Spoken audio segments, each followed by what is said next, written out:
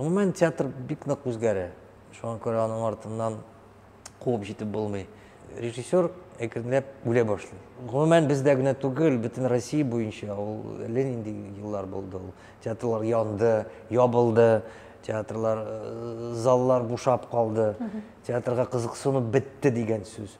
Хәзер бит замана шундый китте. Һәр кеше ашыга, дөнья куа. Менә чыгып, сәхнәгә чыгып, акырасым килә. Ну ник килдегез соң сез? Камал театры бит инде ул зур гаилә. Бездә иң әйбәт артистлар бездә, иң әйбәт рәссамнар бездә, бөтенесе иң әйбәте бездә дип әйтә алам. Мин канәгать.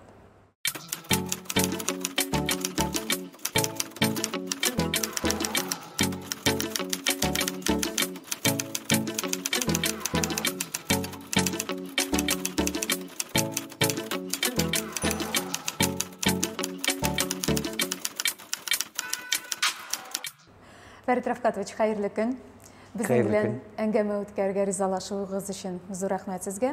Һәм сөйләшүебезне яңалыклардан башлыйк әле.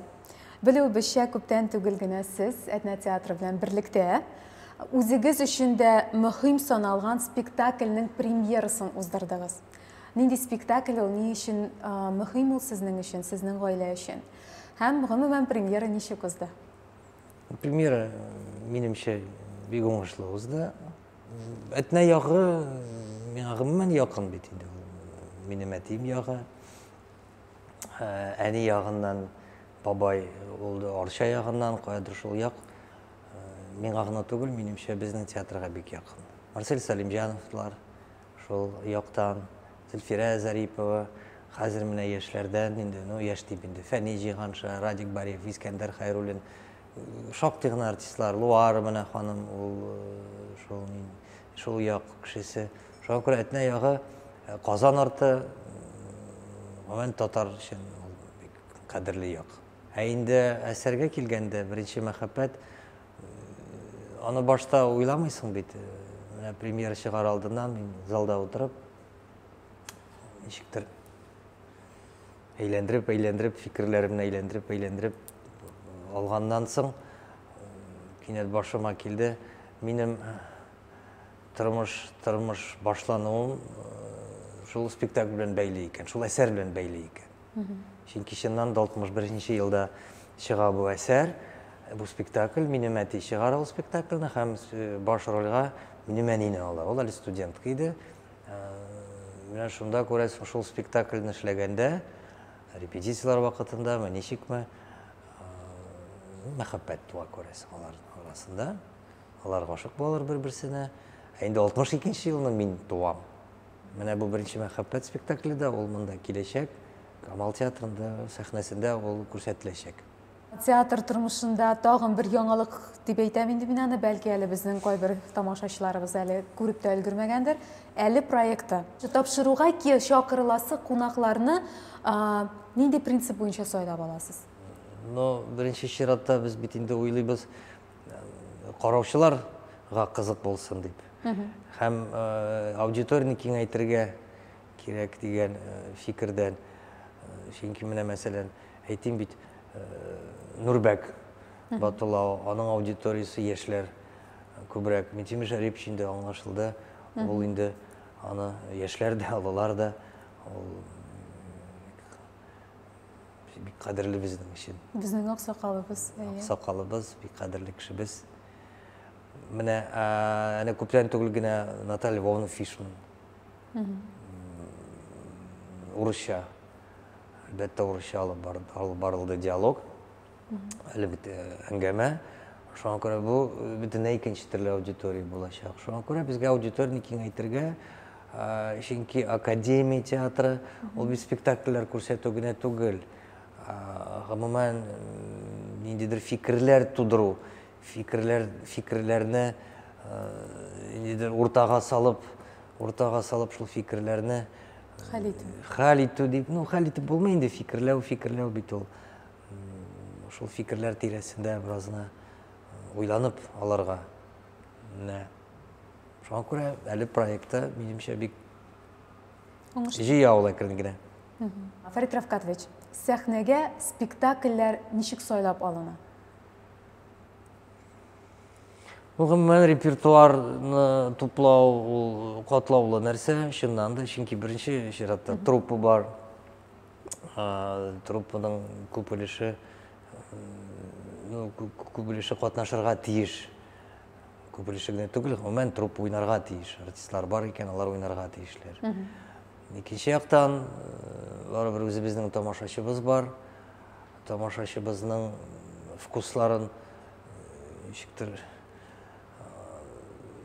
күздә тотарга тиешбез барыбер. Менә бит ул нишләтәсең? Менә безнең театрыбызның тамашачысы элек-электән тәрҗемә әсәрләрне бик үк кабул итми. Тәрҗемә икән, ул юк инде. Мин һәм татар тамашачысы гына түгел, гомумән күп кенә урыс тамашачысы да ул барыбер татар театры дигәч, ул татар әсәрен күрәсе килә. Монда керсә инде, монда килсә. Шуңа күрә ул ягында карыйсың. Шуннан соң барыбер күбрәк дип бик зур теләк яңа исемнәрне ачарга, яңа авторлар белән эшләргә. Шуңа күрә менә минемчә быел безнең Артур Шайдуллин дигән автор барлыкка килде. Бер әсәр белән конкурста җиңеп чыкты аның әсәре, без аны сәхнәгә менгездек. Репертуар туплау ул җиңел эш түгел. Менә сез яңа авторлар дидегез. Яңа авторлар димәктән сәхнәләштереп булырлык яңа әсәрләр бармы һәм яңа драматурглар күпме? Юк. Драматургия өлкәсендә гасырлар буе шулай бара. Драматургның тууы ул инде зур вакыйга театр өчен, сәнгать өчен. Менә карагыз, кемне без хәзер хәтерлибез, ничә Франциядә, Англиядә, Шекспирны, Мольерны. Шуңа күрә дахи драматург туадыр инде ул, әйтәм бит, 100 елга бер туадыр. Шуңа күрә драматургия һәм драматурглар белән элемтәләрне ничектер бик нечкә итеп оештырырга кирәк. Чөнки бу бик катлаулы жанр драматургия. Аннары драматурглар бит, мәсәлән, Туфан абый, без бер сөйләшүдә мин ялгышмы, ничекме ышкындырдым, минем өчен әйтәм, драматург ул шимал гына. Туфан абый бик шамады, ул бер статья белән чыкты. Менә Фәрит ди, мин язган әсәрләрне шимал дип кына саный дип икән. Мин аны шимал дип санамыйм, мин аны сәнгать әсәре дип саныйм дип, менә шундый бәхәс туды безнең арада Туфан абый белән. Мин барыбер үз фикеремдә калдым, әйтәм, барыбер бәлки аның сүзе генә яңгыр ничектер шимал чыннан да. Барыбер әсәр драматургия әсәр әгәр дә ул сәхнәгә менми икән, ул аны укучы булмаячак. Укымыйлар бит. Ул уку өчен язылмаган. Ул уйнар өчен язылган әсәр. Классик әсәрне сәхнәләштерү авырмы, әллә заманча спектакль куюмы? Хәзер бит замана шундый китте. Хәзер классик әсәрләрдән дә ничектер менә бүгенге киемнәр белән киендереп, уларның артистлар, персонажларны бигрәк тә менә ул операда башланды, минемчә. Хәзер драма театрында да. Гомумән театр бик нык үзгәрә. Нык үзгәрә театр. Шуңа күрә аның артыннан куып җитеп булмый. Монда Ничек үзгәрә, мәсәлән? Гомумән, беренчедән тамашачысы үзгәрде, яшәрде тамашачысы. Хәзерге тамашачы яшьләр, алар күбрәк интернетта утыралар. Аларның кабул итүләре, информацияны кабул итүләре бөтенләй икенче төрле. Аларга менә 4 сәгать бер сюжет карап утыру, алар озын романнарны укымыйлар. Хәзер укымыйлар озын романнарны. Война и мирларны укымыйлар.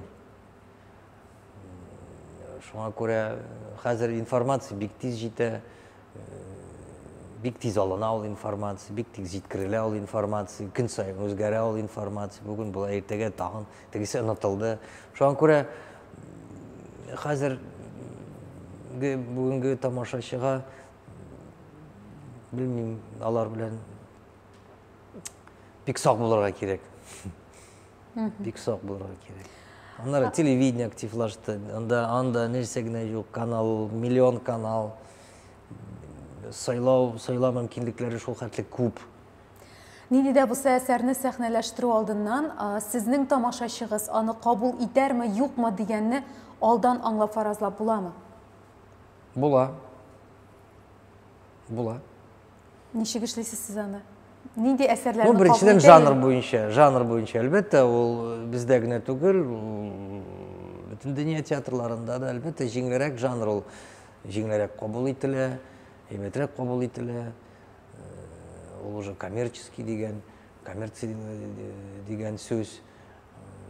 Шуңа күрә кайбер әсәрләрне чыгарганда алдан ук беләбез, ага, бу безнең тамашачыбызның күңеленә хуш киләчәк дип. Менә Алдан мәсәлән. фаразлыйбыз, Мәсәлән, әгәр дә Мәсәлән, Мәхәббәт ФМ чыкканда, Бию пәри чыкканда, Иләнәм тат чыкканда, ну, барыбер алдан ук төгәл 100% әйтү кыен. Бар репетициялар бара. Менә премьера чыгар алдыннан каядыр бер 10 көн кала. Менә анда әйтеп була, ага, бу барачак инде бу. 90-нчы еллардагы татар театры белән чагыштырганда, хәзерге заман театры нәрсәләре белән аерыла? Менә нәрсәләрне бүлеп әйтер идегез? Театр ул чакта бик авыр заманалар кичерде. Ну, 90-нчы елларның үзегез беләсез, нәрсә булганын. Бер яктан монда Татарстанда ирек даулау, иреклек мәйданына чыгулар, ачлык игълан итүләр, сәяси бик зур. Театрга ул чакта театрга игътибар кимеде. Шуңа күрә 90-нчы елда мин хәтерлим, тамашачылар кимеде, зал бик. Ну, гомумән бездә генә түгел, бөтен Россия буенча ул әллә нинди еллар булды. Театрлар янды, ябылды, театрлар, заллар бушап калды. Театрга кызыксыну бетте дигән сүз. Шуңа күрә мин ул турыда шактый сөйләдем инде. Марсель Хәкимов белән Шамил Зюнович мәрхүмкәйләр, алар икесе нык тырыштылар тамашачыны югалтмас өчен. Безнең ай сайын премьера чыгадыр. Ай сайын без яңа спектакль чыгарадыр. Кеше залны бик активлаштырдык. Төрле чаралар эзләп таптык, тамашачыны ничек тә булса югалтмаска. Һәм минемчә, кадер менә ул барды ничә ел, бер 7-8 ел бардыгандыр ул. Тамашачыны без саклап калдык. Театрга мәхәббәт суынмады. Ну, ул зур авырлыклар белән. Чөнки менә әйтергә кирәк, менә күп кенә журналистлар гына түгел, бик татар җанлы кешеләр, безне сүккән булалар, сез бик тәрҗемә әсәрләр белән мавыгасыз. Ну, бу бит наданлыктан килә, күрмиләр алар. 90-нчы елда мин һәр саный башласам, нинди генә тәрҗемә әсәрләр сәхнәгә менмәде. Шекспир дисеңме, Лопе де Вега дисеңме, Эдуардо де Филиппо, Островский, Ибсен, Шиллер. Шул 90-нчы еллар. Бүген безнең сәхнәдә, зур сәхнәдә 2 тәрҗемә әсәр бара, кичә сәхнәдә 1. Театр тамашачысы яңалыкларга әзерме? Әзер. Әзер генә дә түгел, алар шуны телиләр, яңалыкны. Ну, 100% дип әйтмәс идем, ләкин күп кенә өлеш тамашачы әзер һәм аларда мохтаҗлык бар дип әйтер идем. Теге моң площадка ачылды. Да Нурбәк бик кызыклы эшли башлады. Һәм гомумән Казан кайный ул, Аллага шөкер, Казан кайный. Монда ниндидер күргәзмәләр, ниндидер проектлар, шуңа күрә анда бит күбрәк яшьләр, фестивальләр. Шуңа күрә монда бу очракта безгә бик сак булырга кирәк. Сезнеңчә, куелышы буенча иң авыр спектакль нинди ул? Комедия. Без режиссерлар үзара аралашабыз, беләбез аның нинди авыр икәнлеген. Менә шундый нигә килдек без. режиссер әкренләп үлә башлый. Спектакльді шығарғанда режиссер үлә. Ул үлү белән бер. Бу борчылу белән бәйлеме? Бөтен нәрсә белән бәйле. Монда былай гына әйтеп булмый. Бу әлбәттә образны әйтелә. Ләкин мин юк булам. Мен спектакль чыкты, мин юк булам. Күпмедер вакытка мин менә бөтенләй юк булам. Бу сезнең Аллага шөкер эшләдем дигән белән бәйле. Юк. Ну, мин аны аңлата алмыйм. Ул ниндидер ни белән бәйле, психика белән бәйлеме, рухи көч белән бәйлеме. Чыгарасың, просто бушап каласың. Бушап каласың. Ниндидер менә Марсель Хакимович аны мәсәлән чагыштырадыр бала тудыру белән. Менә хатын-кыз бала тудырганда нинди авырлыклар белән ул тудыра. Менә Марсель Хакимович шулай әйтәдер. Бу бала тудыру белән бер. Режиссерның спектакль чыгару. Аңлашылды. Хәзерге вакытта нинди әсәрне сәхнәләштерергә уйлыйсыз? Киләчәктә Камал театры сәхнәсендә нәрсә күрә алырбыз? Уйлар күп. Кайсында тукталырга белмим әле менә шуңа күрә әйтәм ич менә быел безнең бит менә Иләнәм тат чыкты, Сагынырсызмы чыкты, Әкият чыкты. Шуннан соң кече сәхнәдә тагын менә Айдар Забаров Хуш авылым беренче өлешен чыгарды, һәр икенче өлешне әзерли. Студентлар менә бүген кафедрага күрсәтәләр Чеховның әсәрен. Димәк, әсәрләр бар. Уйлар бар. Әсәрләр бар. Шул ук менә Махмуд Галәү турында уйландым, Кыйса Юсуф турында инде күп еллар уйланам. Шул ук вакытта ниндидер җиңелрәк әсәр куясы килә. Актерлар арасында рольләр ничек бүленә ул? Ну, әлбәттә, мөмкинлекләреннән чыгып, әлбәттә, анысы да бар. Ләкин шулай да экспериментка бармыйча ярамый.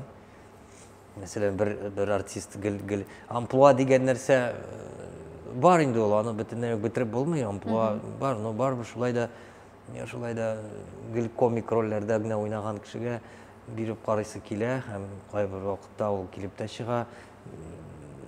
Ну, шуңа күрә репертуар театрда труппа булырга тиеш, төрле артистлар булырга тиеш. Әлбәттә, ул кыен нәрсә, чөнки һәрбер артист төп рольне уйный алмый. Һәрбер артист, хотя һәрбер артист нәкъ шулай уйлый. Төп рольне булдыра алам дип. Әйе. Нишәтәс? Һәм шуны омтыла да. Омтылса бер хәл, омтылмыйлар шулай уйлап кына йөриләр. Камал театры труппасында уйнарга теләүче яшь актерлар күпме? Айга бер мәртәбә бер кеше килеп китә. Мине ала алмассызмы икән театрга? Юк, ала алмыйм. Яхшы, менә шушы килгән кеше сезнең труппагызга эләгер өчен нинди сыйфатларга ия булырга? Ну, беренчедән ул бит элеклектән бара әле. Марсель абый да без үзебезнең шәкертләребезне монда укытабыз, театр бинасында, театр менә монда. Теге элекке бинада да, Горький урамында бинада, хәзер Тинчурин театр бинасында эшләгәндә, менә мин мәсәлән укыдым Марсель Хакимовичта. Без көннәр, төннәр буе шунда яттык. Театрның бер бүлмә бар, репетиционный, без шунда укыдык. Ниндидер менә икенче төрлерәк әзерлибез без артистларыбызны, студентларыбызны. Менә хәзер дә 4нче курс студентлары, алар көне-төне монда театрда яталар. Ну, институтка баралар дәресләргә, ләкин шундук монда киләләр, монда ошыйлар, аралашалар, спектакльләрнең, кайбер спектакльләрнең массовка күмәк сәхнәсендә, кайберәүләр инде 2нче курстан бак кына рольләр уйный башлыйлар. Чөнки Камал театры бит инде зур гаилә, гаиләгә былай гына читтән генә керү минемчә кыен. Булгалады андый хәлләр, кирип карадылар, үзләре китүчеләре булды. Сезнең иммерсив театрга барганыгыз бармы? Карьянины карадыгызмы? Фикерегез нинди? Бик кызыклы форма. Мин гомумән уйлыйм, төрле театрлар булырга тиеш. түрлі формалар булырга тиеш. Ул шулай булачакты. Совет заманы үтте. Совет заманында біз бітінбіз бір түрлі етіп ішледік, ойнайдық. Бір тісілі, бір әсерлеріні башқарадық. Қазір нешіктір дүние ашылды. Шоңа көре бұл менімше шатландыра тұрған көрініш. Иммерсивный театрның, тағын ендір экспериментальный театрлар, ленди площадкалар туды. Бұларға тиеш. Камал театрынан қола тағын башқа театрларға жүрейсізме, оларның репертуары, яңалыклары белән кызыксынасызмы? Жүрейм, әлбәттә жүрейм. Мені шатландыра менә Кариев театрында хәзерге үзгәрешләр. Чөнчөрин театрында менә анда куя башладылар. Ильгиз Зәйнев куйды, Туфан Имамуддинов куйды, Лилия Ахметова куя. Ну, гомумән әйтәмеш, Казанда театрларда, Казанда гына түгел, Әлмәт театрында, Буа театрында бик кызыклы гына тормыш башланды. Шаллы театры менә хәзер карарбыз. Олег Кинжагулов. Әле мин күрмәдем ул спектакльне. Город Брежнев. Менә карарбыз. Сезнең кинога мөнәсәбәтегез нинди һәм кино ул сезнең өчен айрым сәнгать төреме, әллә аның барлыкка килүенә театр ярдәм иткән дип уйлыйсызмы? Аны әйтергә була, театрда ярдәм иткән, живописта ярдәм иткән, архитектурада ярдәм иткән. Бүтән сәнгатьнең төрләре аңа ярдәм иткәндер. Кино туына. Шуңа күрә монда театр белән генә. Димәк, театр һәм кино алар икесе ике айрым төрле сәнгать. Айрым. Икесе ике төрле. Сез үзегез кино яратасызмы? Кинога йөрисезме? Минем әбием кинотеатрда эшләйдер. Һәм минем бөтен балачагым узды кинотеатрда. Мин страшный киноман. Мин көн сайын берәр кино карыйм. Көн сайын. Нинди жанрдагы кино? Төрле жанрларда. Ул безнең российский кино булсынмы, чит ил киносы булсынмы, сериаллар булсынмы, документальный булсынмы, мин көн сайын диярлек кайтам да кабызам. Сезнеңчә, театрның миссиясе, максаты нинди? Ну, гадыйрак ничегрәк әйтергә икән. Хәзер бигрәк тә кеше ашыга, дөнья куа. Шул менә дөнья куыннан беразны туктатып алырга аны. Мин теге зур итеп әйтмим, инде уйландырырга аны. Ләкин шулай да үз-үзеңне ничектер икенче халәттә күрү. Менә безнең анда монитор бар. Помреш ягында. Спектакль башланыр алдыннан да безнең кнопкаларны басасың. Бер кнопкага залны күрәсең. Менә ут сүнә башлый. Ут сүнүгә үк бүтән телефоннар кабына. Залда. Менә чыгып, сәхнәгә чыгып, кычкырып, акырасың килә. Ну, ник килдегез соң сез? Ну, бит инде дөнья мәшәкатьләреннән арынып, хотя бы 2 сәгатькә онытып, уйланып, көлепме, җылапмы, белмим. Тормыш бит инде ул. Без аны ничектер үзебезчә уйлап табабыз тормышыбызны. Чын тормышның нинди икәнлеген, ну, белмибез. Режиссер буларак илһам чыганагы, илһамны каян аласыз? Нәрсә ул сезнең өчен илһам? Ялгызлыктан. Алам илһам.